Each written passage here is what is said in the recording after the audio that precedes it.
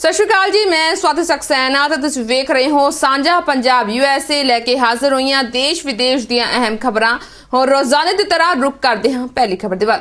ਚੀਨ ਦੇ ਵਿਦੇਸ਼ ਮੰਤਰੀ ਵਾਂਗ ਯੀ ਨੇ south block NSA Ajit Doval ਦੇ ਨਾਲ 1 ਘੰਟੇ ਤੱਕ ਚੱਲੀ ਬੈਠਕ ਤੋਂ ਬਾਅਦ ਸ਼ੁੱਕਰਵਾਰ ਨੂੰ ਹੈਦਰਾਬਾਦ ਹਾਊਸ ਦੇ ਵਿੱਚ ਵਿਦੇਸ਼ ਮੰਤਰੀ S ਜੈਸ਼ੰਕਰ ਨਾਲ ਵਫਦ ਪੱਧਰੀ ਗੱਲਬਾਤ ਕੀਤੀ ਹੈ।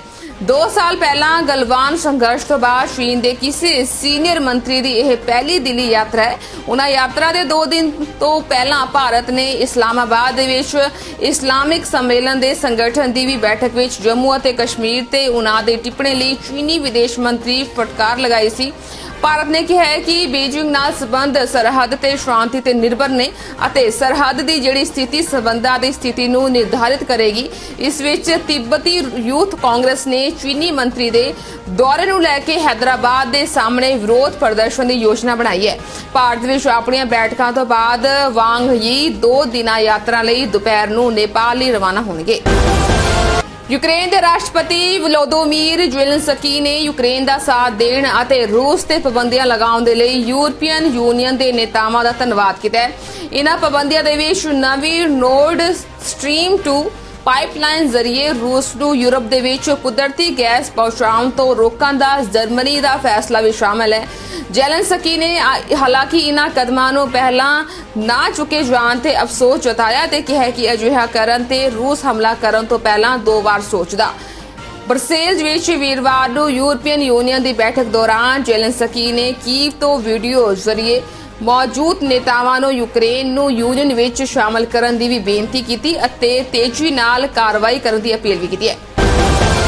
ਅਮਰੀਕਾ ਦੇ ਰਾਸ਼ਟਰਪਤੀ ਜੋ ਬਾਈਡਨ ਅਤੇ ਉਹਨਾਂ ਦੇ ਪੱਛਮੀ ਸਹਿਯੋਗੀਆਂ ਨੇ ਯੂਕਰੇਨ ਉੱਤੇ ਰੂਸ ਦੇ ਹਮਲੇ ਦੇ ਜਵਾਬ ਦੇ ਵਿੱਚ ਉਸ ਤੇ ਨਵੀਆਂ ਪਾਬੰਦੀਆਂ ਲਗਾਉਣ ਅਤੇ ਯੁੱਧ ਪ੍ਰਭਾਵਿਤ ਵਿਦੇਸ਼ ਨੂੰ ਮਨੁੱਖੀ ਸਹਾਇਤਾ ਪ੍ਰਦਾਨ ਕਰਨ ਦਾ ਸੰਕਲਪ ਲਿਆ। ਇਹ ਸਹਾਇਤਾ ਹਾਲਾਂਕਿ ਯੂਕਰੇਨ ਦੇ ਰਾਸ਼ਟਰਪਤੀ ਵੋਲੋਦੋਮੀਰ ਜ਼ੈਲੈਂਸਕੀ ਦੀ ਮਜ਼ਬੂਤ ਮਿਲਟਰੀ ਸਹਾਇਤਾ ਦੀ ਮੰਗ ਨੂੰ ਪੂਰਾ ਨਹੀਂ ਕਰਦੀ। ਬਾਈਡਨ ਨੇ ਘੋਸ਼ਣਾ ਕੀਤੀ ਹੈ ਕਿ ਅਮਰੀਕਾ 1 ਲੱਖ ਯੂਕਰੇਨੀ ਸ਼ਰਨਾਰਥੀਆਂ ਦਾ ਸਵਾਗਤ ਕਰੇਗਾ ਅਤੇ ਭੋਜਨ, ਦਵਾਈ, ਪਾਣੀ ਅਤੇ ਹੋਰ ਸਪਲਾਈ ਲਈ $1 ਅਰਬ ਵਾਧੂ ਦੇਵੇਗਾ। ਪੱਛਮੀ ਨੇਤਾਵਾਂ ਨੇ ਵੀਰਵਾਰ ਨੂੰ ਰੂਸ ਦੇ ਹਮਲੇ ਦਾ ਮੁਕਾਬਲਾ ਕਰਨ ਲਈ ਅਗਲੇਰੀ ਕਾਰਵਾਈ ਬਾਰੇ ਚਰਚਾ ਕੀਤੀ ਹੈ।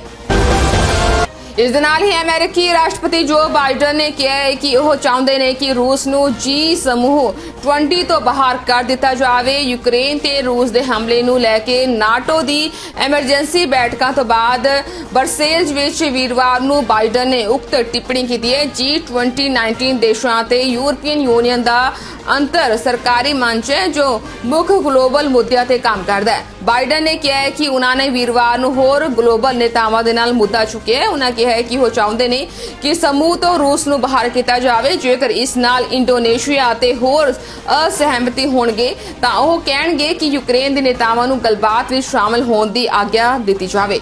ਬਾਈਡਨ ਅਤੇ ਪੱਛਮੀ ਸਹਿਯੋਗੀਆਂ ਨੇ ਵੀਰਵਾਰ ਨੂੰ ਰੂਸ ਤੇ ਨਵੀਆਂ ਪਾਬੰਦੀਆਂ ਲਗਾਉਣ ਅਤੇ ਯੂਕਰੇਨ ਨੂੰ ਮਨੁੱਖੀ ਸਹਾਇਤਾ ਦੇਣ ਦਾ ਨਵਾਂ ਸੰਕਲਪ ਲਿਆ। ਆਸਟ੍ਰੇਲੀਆਈ ਸਰਕਾਰ ਨੇ ਸ਼ੁੱਕਰਵਾਰ ਨੂੰ ਬੈਲਾਰੂਸ ਦੇ ਰਾਸ਼ਟਰਪਤੀ ਅਲੈਗਜ਼ੈਂਡਰ ਲੁਕਾਸ਼ੈਂਕੋ ਅਤੇ ਉਹਨਾਂ ਦੇ ਪਰਿਵਾਰ ਦੇ ਮੈਂਬਰਾਂ ਤੇ ਯੂਕਰੇਨ ਦੇ ਵਿੱਚ ਰੂਸ ਦੀ ਫੌਜੀ ਕਾਰਵਾਈ ਨੂੰ ਰਣਨੀਤਿਕ ਸਹਾਇਤਾ ਪ੍ਰਦਾਨ ਕਰਨਾ ਜਾਰੀ ਰੱਖਣ ਦੇ ਲਈ ਪਾਬੰਦੀਆਂ ਲਗਾ ਦਿੱਤੀਆਂ ਨੇ। ਆਸਟ੍ਰੇਲੀਆ ਦੇ ਵਿਦੇਸ਼ ਮੰਤਰਾਲੇ ਨੇ ਇੱਕ ਬਿਆਨ ਵਿੱਚ ਇਹ ਜਾਣਕਾਰੀ ਸਾਂਝੀ ਕੀਤੀ ਹੈ। ਮੰਤਰਾਲੇ ਨੇ ਕਿਹਾ ਹੈ ਕਿ ਆਸਟ੍ਰੇਲੀਆਈ ਸਰਕਾਰ ਨੇ ਬੈਲਾਰੂਸ ਦੇ ਰਾਸ਼ਟਰਪਤੀ ਅਲੈਗਜ਼ੈਂਡਰ ਅਤੇ ਉਹਨਾਂ ਦੇ ਪਰਿਵਾਰਕ ਮੈਂਬਰਾਂ ਤੇ ਪਾਬੰਦੀਆਂ ਲਗਾਈਆਂ ਨੇ।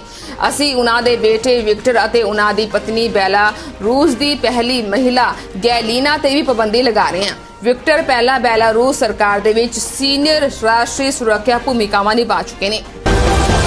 ਸੰਯੁਕਤ ਰਾਸ਼ਟਰ ਮਹਾਸਭਾ ਨੇ ਭਾਰੀ ਸਹਿਮਤੀ ਨਾਲ ਇੱਕ ਪ੍ਰਸਤਾਵ ਪਾਸ ਕਰਕੇ ਯੂਕਰੇਨ ਦੇ ਵਿੱਚ ਮਨੁੱਖੀ ਸੰਕਟ ਲਈ ਰੂਸ ਨੂੰ ਦੋਸ਼ੀ ਠਹਿਰਾਇਆ ਹੈ। ਪ੍ਰਸਤਾਵ ਦੇ ਵਿੱਚ ਤੁਰੰਤ ਜੰਗਬੰਦੀ ਅਤੇ ਲੱਖਾਂ ਨਾਗਰਿਕਾਂ ਸਮੇਤ ਘਰਾਂ, ਸਕੂਲਾਂ ਅਤੇ ਹਸਪਤਾਲਾਂ ਦੀ ਸੁਰੱਖਿਆ ਕਰਨ ਦੀ ਅਪੀਲ ਕੀਤੀ ਗਈ ਹੈ। ਵੀਰਵਾਰ ਨੂੰ ਇਹ ਪ੍ਰਸਤਾਵ 5 ਦੇ ਮੁਕਾਬਲੇ 140 ਵੋਟਾਂ ਨਾਲ ਪਾਸ ਹੋ ਗਿਆ। ਇਸ ਪ੍ਰਸਤਾਵ ਦੇ ਵਿਰੋਧ ਦੇ ਵਿੱਚ ਵੋਟਿੰਗ ਕਰਨ ਵਾਲੇ 5 ਦੇਸ਼ਾਂ ਦੇ ਵਿੱਚ ਬੈਲਾਰੂਸ, ਸੀਰੀਆ, ਉੱਤਰ ਕੋਰੀਆ, ਇਸੀਟਰੀਆ ਅਤੇ ਰੂਸ ਸ਼ਾਮਲ ਨੇ। ਪ੍ਰਸਤਾਵ ਰੂਸ ਰੂਸ ਦੇ ਹਮਲੇ ਦੇ ਗੰਭੀਰ ਮਨੁੱਖੀ ਨਤੀਜਿਆਂ ਦੀ ਨਿੰਦਾ ਕਰਦਾ ਹੈ।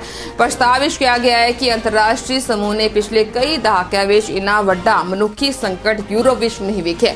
ਇਸ ਵਿੱਚ ਰੂਸ ਦੀ ਗੋਲਾਬਾਰੀ, ਹਵਾਈ ਹਮਲੇ ਅਤੇ ਦੱਖਣੀ ਸ਼ਹਿਰ ਮਾਰੀਓਪੋਲ ਸਮੇਤ ਸੰਘਣੀ ਆਬਾਦੀ ਵਾਲੇ ਸ਼ਹਿਰਾਂ ਦੀ ਘੇਰਾਬੰਦੀ ਦੀ ਨਿੰਦਾ ਕੀਤੀ ਗਈ ਹੈ। ਪ੍ਰਸਤਾਵ ਦੇ ਵਿੱਚ ਮਨੁੱਖੀ ਸਹਾਇਤਾ ਲਈ ਬਿਨਾਂ ਰੁਕਾਵਟ ਪਹੁੰਚ ਦੀ ਵੀ ਮੰਗ ਕੀਤੀ ਗਈ ਹੈ। ਆਸਟ੍ਰੇਲੀਆ ਵਿੱਚ ਸਿਹਤ ਮਾਹਰਾਂ ਨੇ ਸਰੀਰਕ ਰੂਪ ਦੇ ਨਾਲ ਜ਼ਿਆਦਾ ਕਮਜ਼ੋਰ ਲੋਕਾਂ ਲਈ ਕੋਵਿਡ-19 ਵੈਕਸੀਨ ਦੀ ਚੌਥੀ ਖੁਰਾਕ ਨੂੰ ਮਨਜ਼ੂਰੀ ਦੇ ਦਿੱਤੀ ਹੈ। ਇਹ ਇੱਥੋਂ ਦੇ ਨਿਵਾਸੀਆਂ ਨੂੰ ਆਗਾਮੀ ਸਰਦੀਆਂ ਦੇ ਮੌਸਮ ਤੱਕ ਉਪਲਬਧ ਕਰਵਾਈ ਜਾਏਗੀ।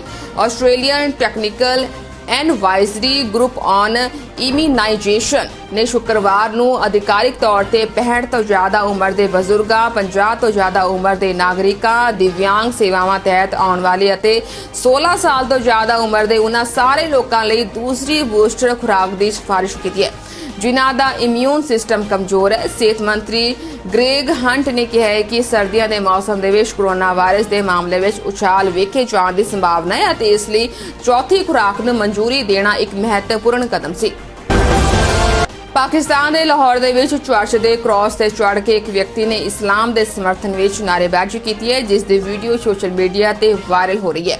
ਇਹ ਵੀਡੀਓ ਲਾਹੌਰ ਦੀ ਨਿਸ਼ਤਰ ਤਹਿਸੀਲ ਦੀ ਹੈ। ਉਸ ਦੇ ਹੌਸਲੇ ਇਸ ਕਦਰ ਬੁਲੰਦ ਸਨ ਕਿ ਪੁਲਿਸ ਵੀ ਉਸ ਨੂੰ ਰੋਕ ਨਹੀਂ ਸਕੇ। ਉਸ ਦੇ ਸਾਥੀਆਂ ਨੇ ਸਥਾਨਕ ਈਸਾਈਆਂ ਨਾਲ ਹੱਥਪਾਈ ਵੀ ਕੀਤੀ।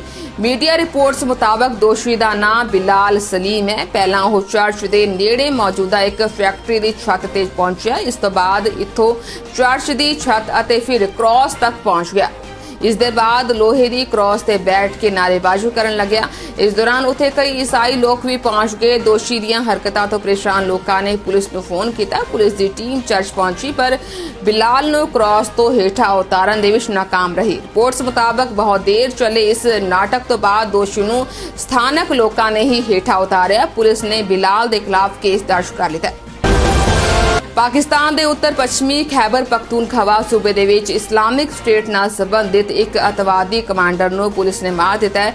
ਪੇਸ਼ਾਵਰ ਦੀ ਇਸ ਸੂਬਾਈ ਰਾਜਧਾਨੀ ਵਿੱਚ ਅਤਵਾਦੀ ਕਮਾਂਡਰ ਦੇ ਟਿਕਾਣੇ ਦੇ ਛਾਪੇਮਾਰੀ ਦੌਰਾਨ ਪੁਲਿਸ ਨੇ ਇਸ ਘਟਨਾ ਨੂੰ ਅੰਜਾਮ ਦਿੱਤਾ ਹੈ।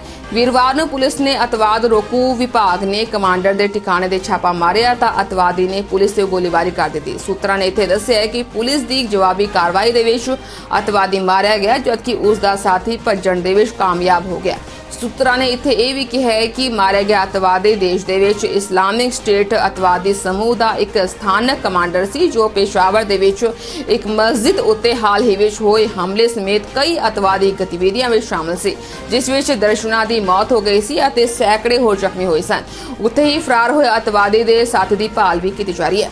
ਸੋ ਇਹ ਸਨ ਦੇਸ਼ ਵਿਦੇਸ਼ ਦੀਆਂ ਅਹਿਮ ਖਬਰਾਂ। ਨਵੀਆਂ ਤੇ ਤਾਜ਼ਾ ਜਾਣਕਾਰੀ ਵੇਖਣ ਦੇ ਲਈ ਤੁਸੀਂ ਬਣੇ ਰਹੋ ਸਾਂਝਾ ਪੰਜਾਬ USA ਦੇ ਨਾਲ ਤੇ ਹੁਣ ਮੈਨੂੰ ਦਿਓ ਆ ਗਿਆ। ਧੰਨਵਾਦ।